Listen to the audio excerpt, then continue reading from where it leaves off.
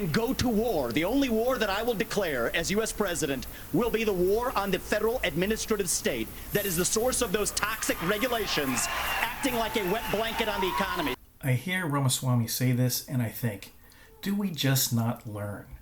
The subprime lending crisis of 2008 was the result of deregulation and a lack of oversight.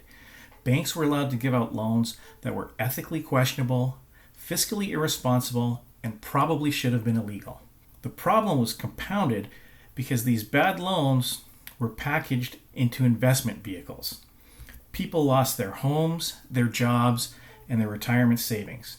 But our government bailed out the banks and other industries, including the auto industry, with taxpayer money. Bank executives did not lose their fortunes. They did not lose their jobs. They did not go to jail.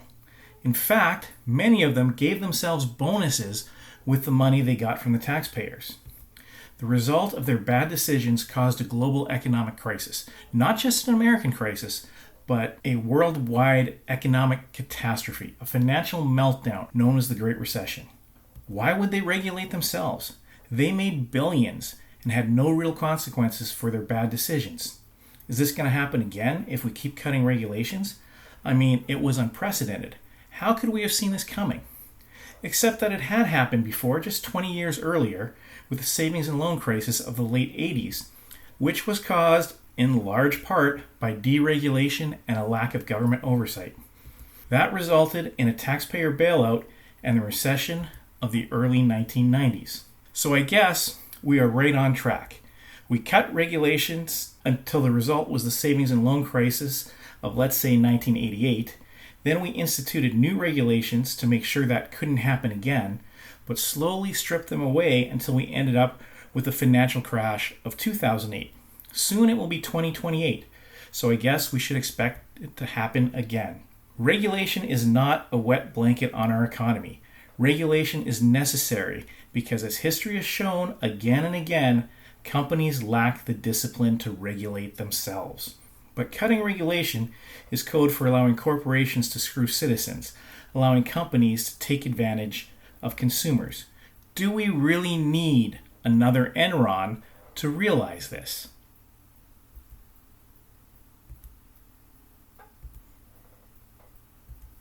Do we need another Texas energy crisis?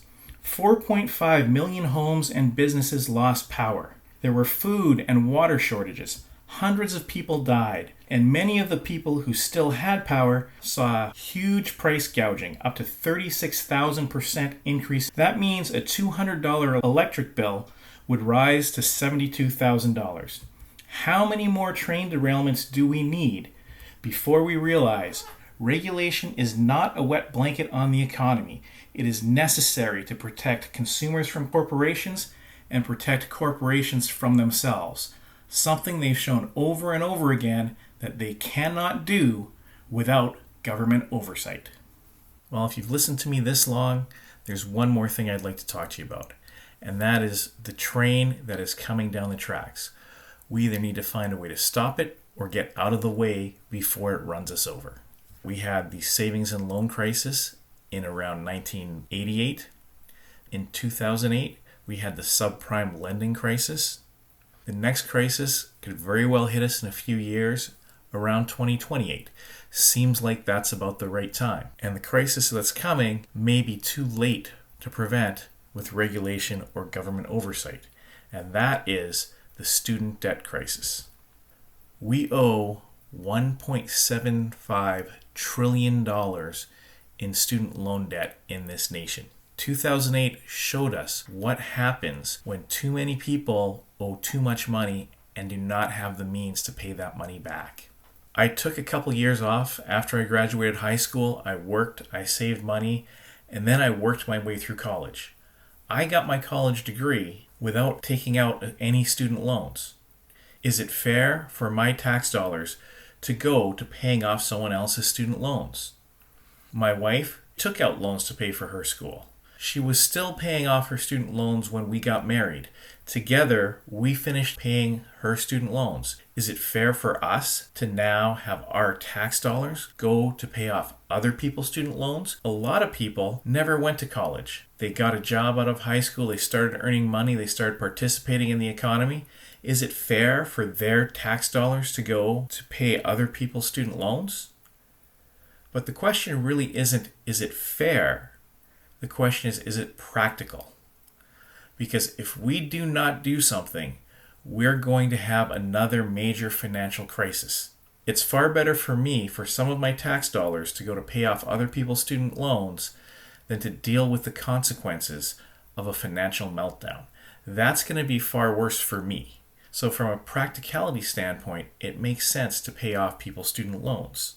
The other reason using tax money to pay off student debt makes sense is because it helps our economy. All the money that is being paid to the banks to pay off these student loans is money that is not going into our economy. It's not being spent on goods and services. That creates jobs and that increases wages. Even though it might not be fair, it's beneficial for just about everyone to use our tax dollars to pay down this student loan. That allows people to contribute to our economy, which increases our economic growth. Same as a tax cut would increase our economic growth. The other reason we need to do this is to avoid the financial crisis that is bound to happen when thousands of people begin defaulting on this debt.